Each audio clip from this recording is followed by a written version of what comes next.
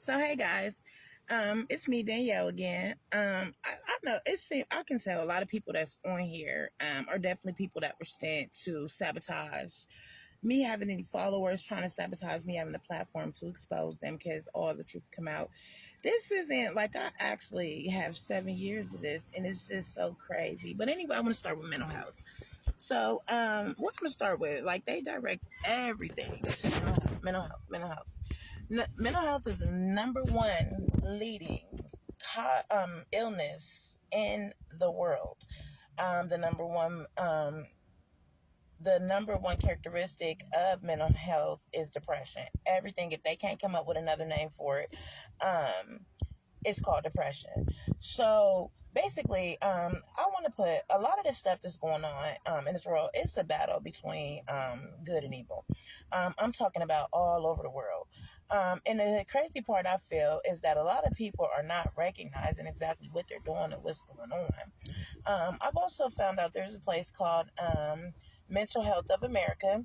It's an actual community, the largest mental health community in the country.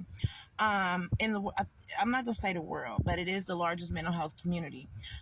For mental health to take that big of a gulp out of our nation, out of our tax dollars, it's so surprising that so many people complain about mental health and not having the support for it, not having the money to pay for it.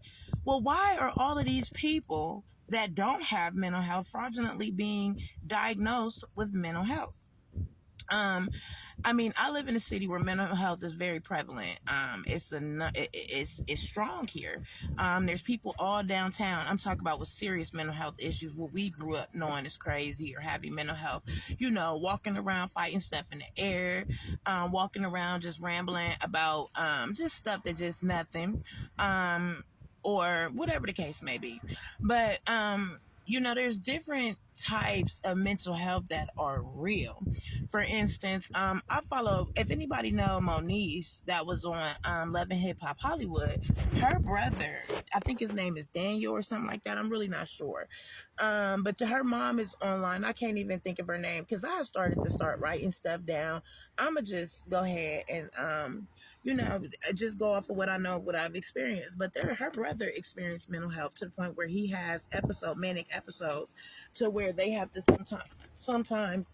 We got so many bees here in Cincinnati, Ohio. I'm talking about we are being attacked by bees. But anyway, I remember it was a point in time they said, don't kill no bees because we're having a shortage on bees. That's even interesting to know.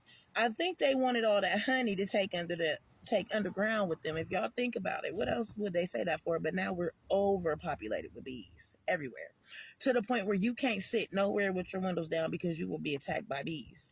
If you're by anything, you're gonna be attacked by bees. Anyway, her brother be having manic episodes to where, like, literally he loves his parents. There's no question about that. He has great parents. They actually have money. I'm talking about, they're successful black family in California. They do lives on mental health all the time. I haven't heard them not once mention being stalked, harassed, all of your mobile devices being hacked, to the point where my mobile devices I've shown, and which I will show again as I get deeper into my story, how I have 4 phones, all of them, well, at least 2 or 3 of them I normally keep on, but I had kept on buying different phones because I'm like, how do I stop them from hacking my phone? Finally, one of their people, I ended up getting a cybersecurity specialist, and they showed me everything. So I was grateful for that. But I ended up learning what's going on with these phones. And it's real deep. I don't think I'm gonna get into too much of that because I'm planning on. I don't think I'm gonna get too deep into that right now. And if I do, it'll be towards the end. Because at this point, it's 7 years and it's almost over. I don't know how it's going to end yet, but I do know I will be successful. Me and my kids, we will receive everything we lost and then some. But this is a spiritual battle.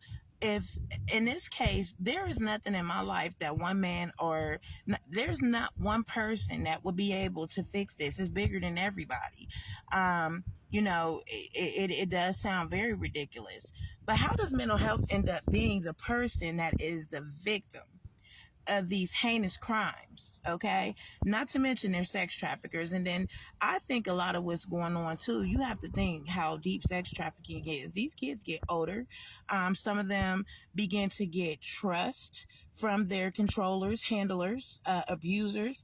And I think that I see a lot of people saying it's Infraguard or it's the American government. Honestly, I don't think so in my case. The reason I'm gonna say that is because a lot of these people, like they've tried to kill me several times. I would say within the last 2 months, they've tried to kill me 2 times with fentanyl. But God, and when I tell you that God is that powerful, God is that strong, He certainly is. I don't do fentanyl. I haven't taken a perk or anything probably in a year. So actually it's been over a year. It's September now, so it's been a year and 2 months since I even took a perk. So, they're wondering, well, how didn't the fentanyl kill it? Because God is my leader. God runs through my mind, body, and soul, through my veins. I bleed, sleep. I just love God.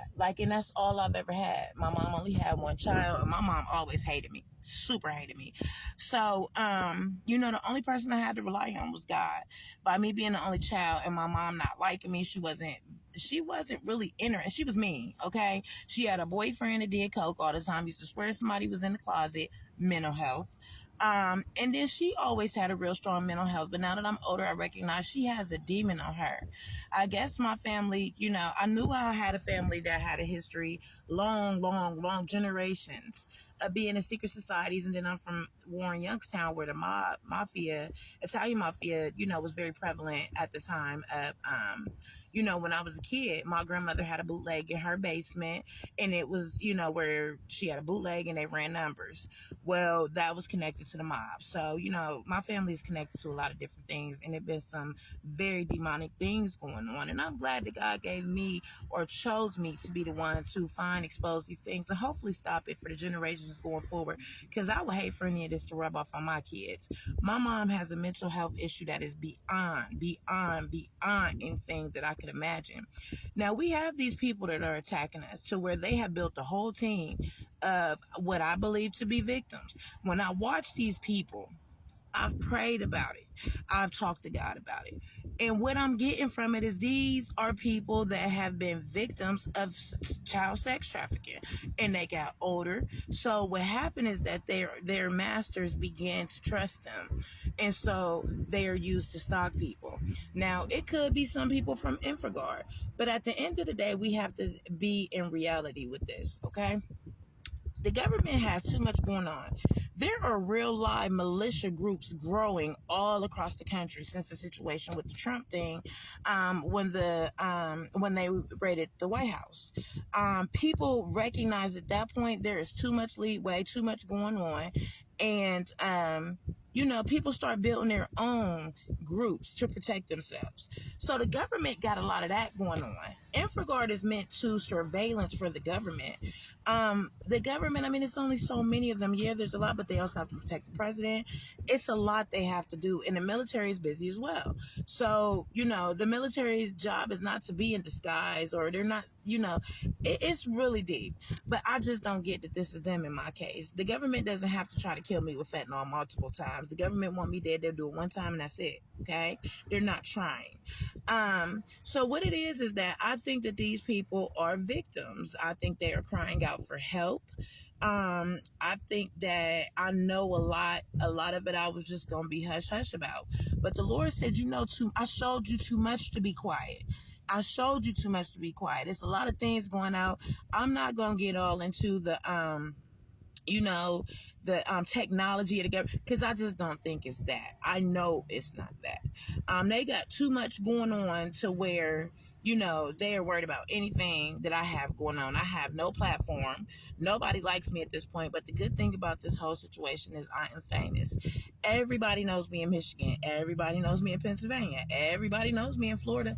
Everybody knows me in Tennessee. Everybody knows me in Kentucky. Everybody knows me And in Indiana, there's no telling. In Ohio, of course, that's where I'm from. So I'm gonna use this to really let you guys know what I've seen from a first-hand view. It was like I was a target in the situation, and I just stood back like an invisible person, watching them try to attack me. I'll be back. This